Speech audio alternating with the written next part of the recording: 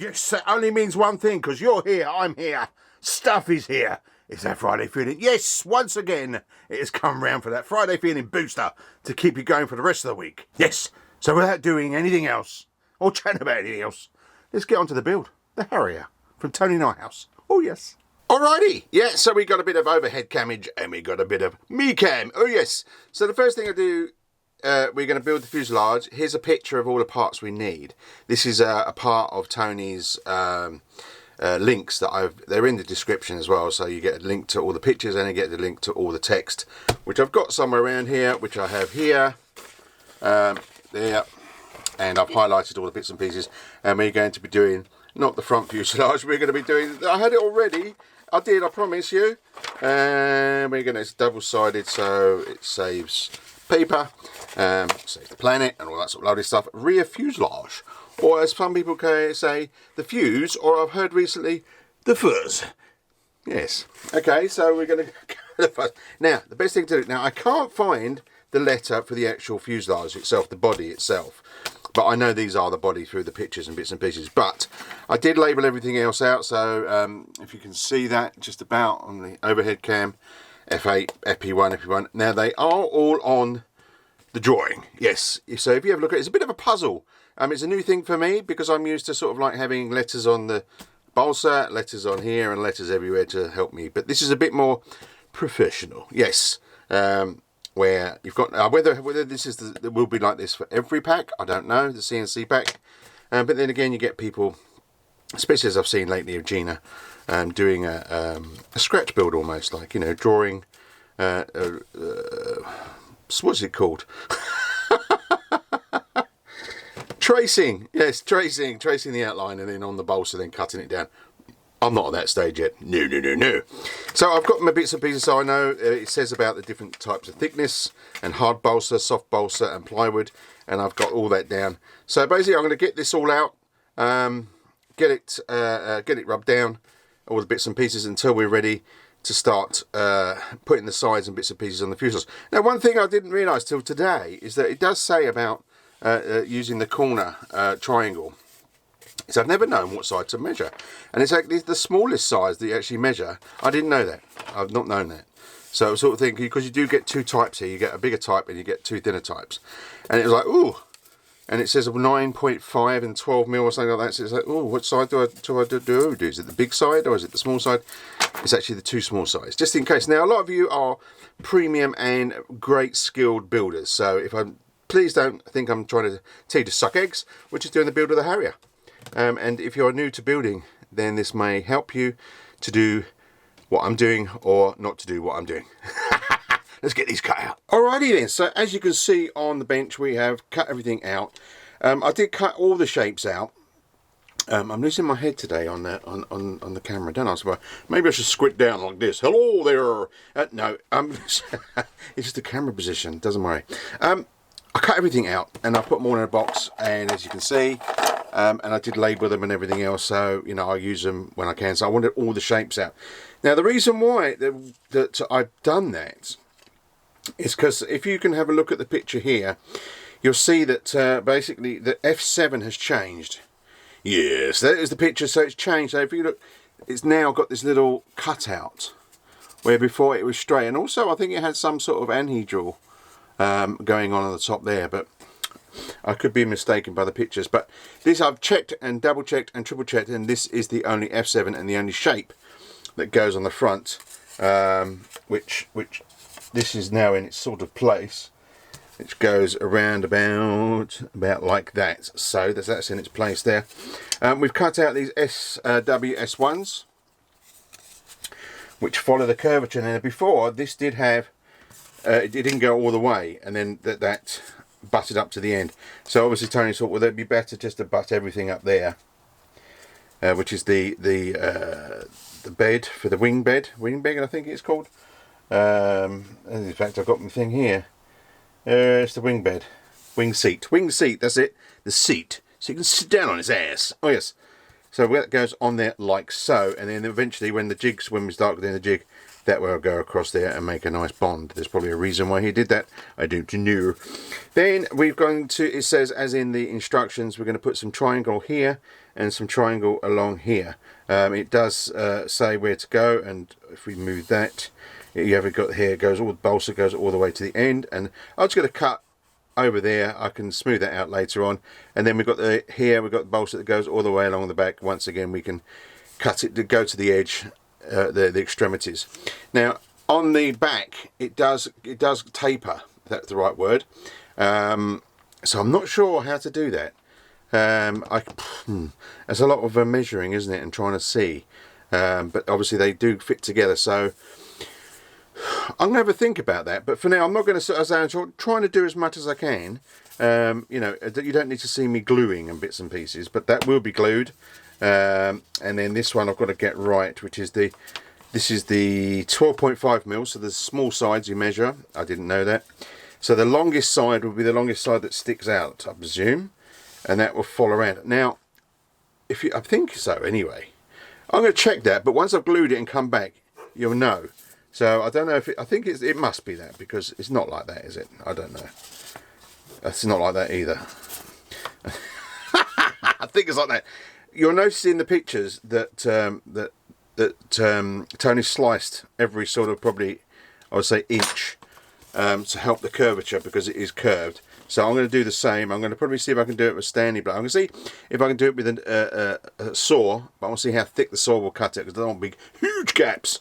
But it doesn't. You don't cut all the way to the end. I mean, it looks like it's probably been cut for maybe 5 mil, which is, I don't know, well, it's 2/16, something like that, down to the edge. So I'm going to do that. The back one doesn't do that. It's only this one here that obviously, because there's a slight curve along the edge. And it's just to make it, just presumably, and when it all goes together, it's got a slight curve that way, so it's to make it all nice. So I'm going to do that, pin it down, glue it. I'm going to do both of them, come back, and we'll unpin it. So, but this is all you got to do. So just make sure. But we'll go through it in a second. All tight. Alrighty then. So we are using aliphatic resin glue, not the PVA glue, mainly because we want it waterproof. This is an EDF, and it's probably not going to be flying in the driest of days sometimes, and it's going to be hitting the grass, especially if we're flying early in the morning. You get that dew on the grass and bits and pieces. Last thing we want to do is things starting to spring apart and fall apart inside, because I did it with normal PVA glue. Trouble is with aliphatic resin, it does take longer to dry. It doesn't get hard until probably about 24 hours or something silly like that, I think. And let's just check that, because I might be lying. 8 to 18 hours, so I did lie to you, so I apologise.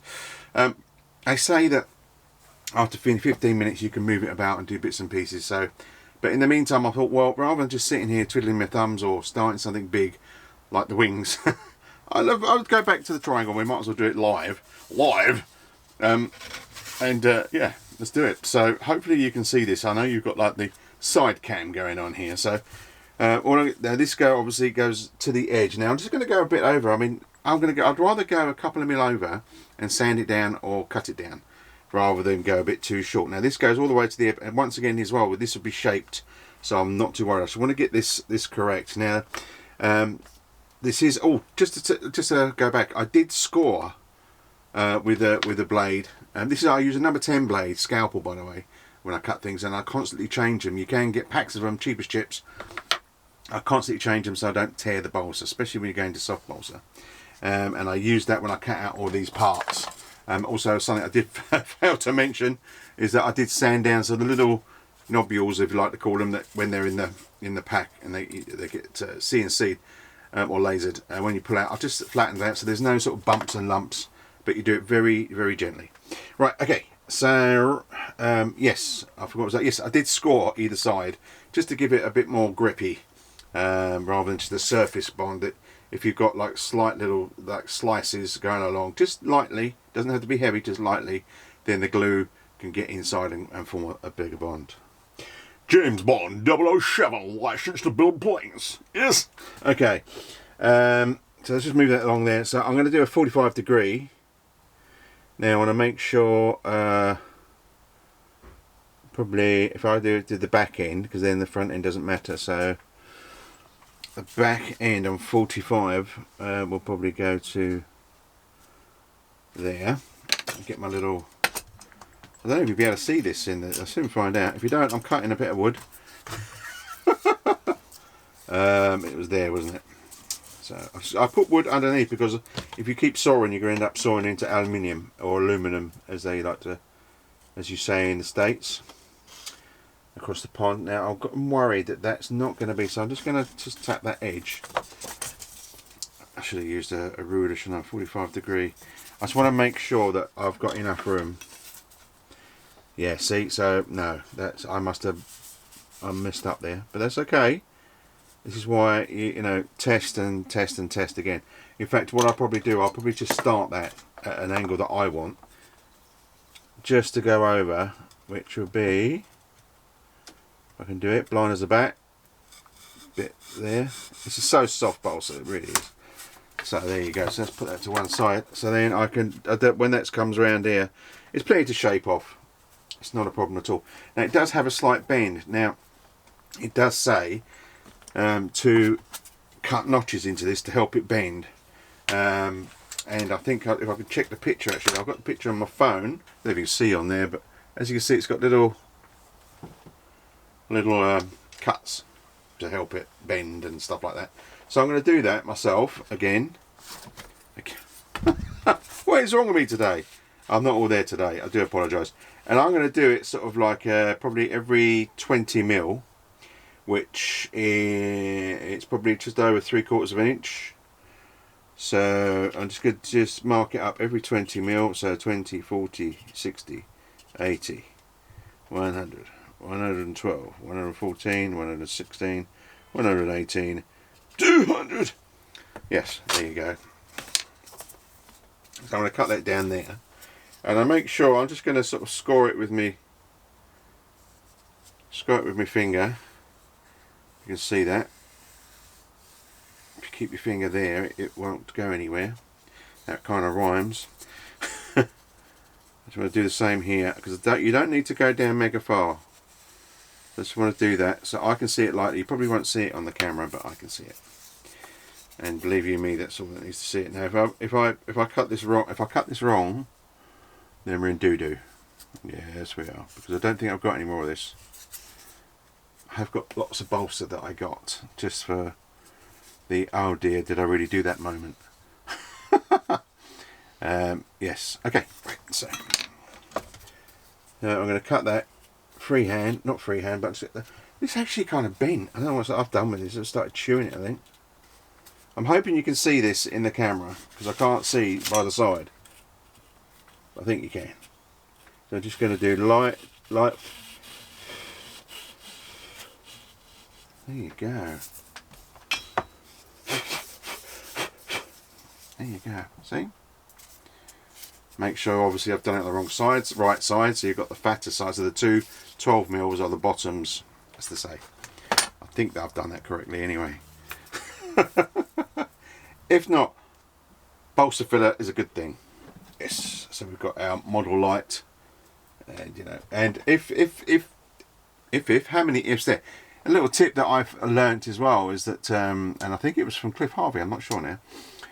If you get a sanding block and get some scrap balsa and get that, so you've got nice little balsa dust. If you fill that with a glue and then mix it up with glue, it's solid wood you're making, so it's all gluing nice and bits and pieces. Yeah, little tip. Right, so I'm just going to score this side just without trying to get my finger. Literally, as you can probably see from the side, light as a score. It's just, it gives a bit more adhere, you know, it'll adhere more, because obviously the glue gets to go in the sides. And the same with this as well, rather than just two flat edges. Don't have to do this. The master Lord Tony Nijhuis also didn't say this. This is coming from me. Yes, so it's just something that I do. I've learnt with foamies. Best way to glue foam is score each side, as you get a good adhesion. I do love that word, adhesion. Right, I have got this other stuff as well, this laser cut glue. Might try that. Trouble is with this, Which side am I doing? Sorry, I'm just thinking out loud here. Right, okay. Trouble is with this glue, it doesn't want to come out. I don't know why. Maybe it's a bit cold, I don't know. So I was just doing this just a minute ago with the tops, the wing seats. So don't worry, I'm not going to put that much glue on. My little bamboo sticks, yes, they are great for this sort of thing. Kind of what I really need to sort out my camera positionings and stuff, because I can't see if you're seeing this on the side, and it'd be so annoying if I go indoors and I will put it on the computer and basically you're looking at a blank space or just listening to me. But it's okay, you get the hint. I think you can see. I can see, you can see.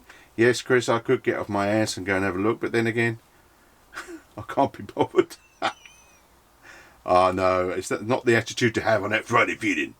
Yes. It's basically, yes, I am tired. I've had a long week, and I was still working till late last night as well, which is not good for the soul. Okay, so that's a nice chunk of glue that's covering all the areas and not too thick either, so I could just scrape some of that off, because you don't need it. Don't need it mega thick, he says when he goes to Maiden and everything suddenly falls apart. We'll see. Right, okay, so now let's stick. This needs to go to the edge, close to the edge, so I will be using some ball pins. The reason I'm using the ball pins is because I don't have to, I just want to put it so it stays where it is. It doesn't have to, what's the word I'm looking for? I don't have to press hard into it. Oh, more people after me. I'm just going to follow this edge round. It's a slight curvature. It would be good actually, would be good, yes, that's what it is. So if I just put that there and push that against there, then I know that I'm getting the right curvature. And then just stick it down. You can see if glue's oozing out there a little bit, then that's a good thing. I've got enough glue. I think the cuts are more for when the actual fuselage goes together rather than this bend here, but I could be wrong. We'll soon find out. I just really hope me building this is not wasting anybody's time. I did it, Chris, like you did it. Yeah, no. Use this video with caution. Things may not be what they seem. Oh, so there we go. And don't worry about I'd rather have a bit over the end, because we can, you know, great thing, we can sand. Great thing, sandpaper. There we go. I could probably put one. I think that's good. I think that's golden. That is glue, and I might just put one down there. I don't need it. Do I need it? I will do. I'll just put it down the other way, just so it looks fun. And these little pin pricks I could just fill with the balsa filler, if you want to. You don't need to go mad, but depends how you are building. So that edge is nice. Lifting that up. That's good. This will be nearly dry. I'm happy, so I can leave all this to dry. That is all seated, there's no wiffly wafflies, and everything is drying as is, so I'm quite happy with that. Now I have got one to put on this side, which doesn't need any cuts, that just goes on there. You don't need to see that. Alrighty then, so all the pins are out and I've stuck it on the jig. I did put the jig together. Put your teeth in, boy. I did get the jig together. What is wrong with me today? A jig together, and I started to put formers. I think it's F7 and F8, I believe so. F7 and F8 on the board and on the jig. As you can see, it does taper in, and it will taper, and obviously those go together. And I've got a cut like a triangle off each, so they fit together in the centre point. Now here's the centre point. In fact, my screwdriver, because I don't know where my purple's gone. My purple screwdriver. Don't know.